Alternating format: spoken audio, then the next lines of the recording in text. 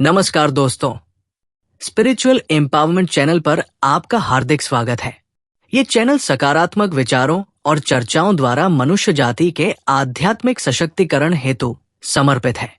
इसी कड़ी में आज हम बात करेंगे आध्यात्मिक वासनाओं से मुक्ति के विषय पर।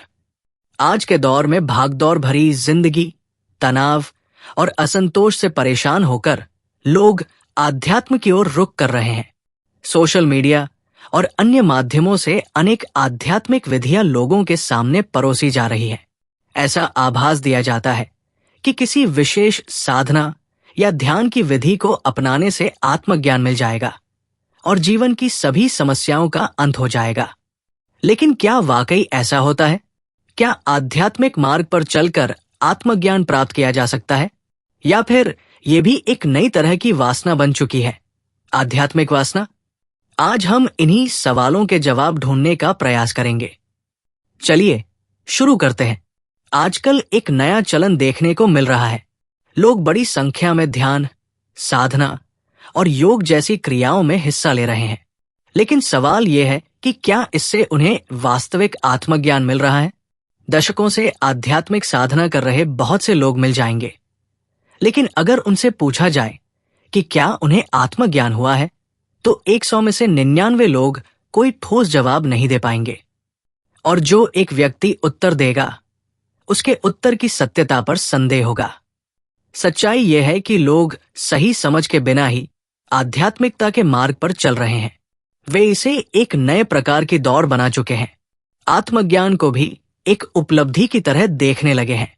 अगर साधना और ध्यान के बाद स्वभाव नहीं बदला, बुरी आदतें नहीं छूटीं, मन में शांति नहीं आई, तो इसका मतलब यही है कि हमने केवल आध्यात्म का आवरण ओढ़ रखा है। भीतर से हम वैसे के वैसे ही हैं। आध्यात्म का मार्ग त्याग का मार्ग है। लेकिन त्याग करने के बाद भी यदि व्यक्ति आत्मज्ञान प्राप्त करने की इच्छा रखता है, तो ये भी एक नई तरह की वासना बन जाती है। भौतिक इच्छाओं को त्यागने के बाद भी आत्मज्ञान की इच्छा उसे एक नए बंधन में बांध लेती है। व्यक्ति के भीतर दो प्रमुख भावनाएं काम करती हैं, लोभ और भय। लोभ उसे धन, संपत्ति और प्रतिष्ठा के पीछे दौड़ाता है। भय उसे सामाजिक सुरक्षा के लिए, लोगों से संबंध बनाए रखने के लिए विवश करता है।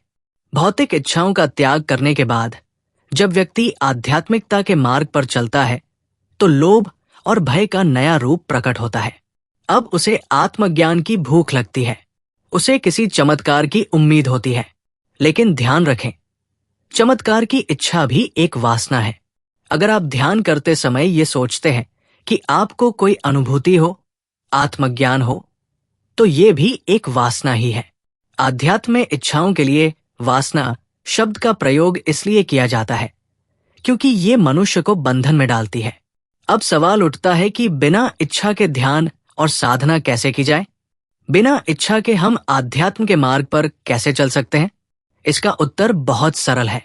जैसे हम अपनी पसंदीदा चीजें केवल आनंद के लिए करते हैं, जैसे पेंटिंग करना, गाना गाना, खेलना या पढ़ना।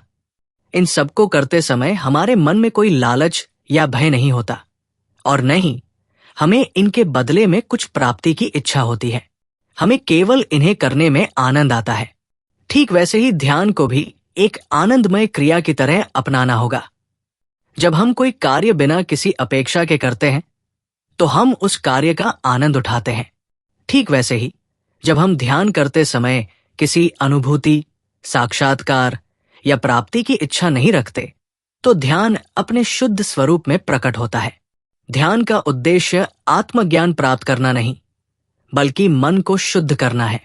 जब विचार शुद्ध हो जाएंगे, विवेक जागृत होगा। जब विवेक जागृत होगा, तब जीवन में स्वाभाविक रूप से शांति, संतोष और सुख का अनुभव होने लगेगा। और यही सच्चा आत्मज्ञान है। सच्चा चमत्कार आत्मज्ञान प्राप्त करना नहीं, बल्कि जीवन शैली का परिवर्तन है। जब आप अपने स्वभाव में परिवर्तन महसूस करेंगे, जब आपके जीवन में तनाव कम होगा, जब आपके रिश्तों में मधुरता आएगी, जब आप बिना किसी कारण के खुशी और शांति महसूस करेंगे, यही सच्चा चमत्कार होगा। आध्यात्मिक अनुभूति हमारा लक्ष्य नहीं है। जीवन की सरलता और सहजता में सभी अनुभूतियां छुपी हुई है।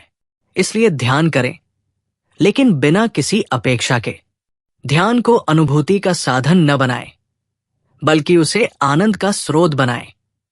तब आप भौतिक वासनाओं और आध्यात्मिक वासनाओं से मुक्त होने लगेंगे। आपका जीवन धीरे धीरे आनंद और शांति से भर जाएगा। अंत में यही कहेंगे कि आध्यात्मिकता का सार है मुक्त होना, न कि एक और बंधन में बंधना। इसलिए आध्यात्म का मार्ग अवश्य अपनाइए, लेकिन बिना किसी इच्छा के।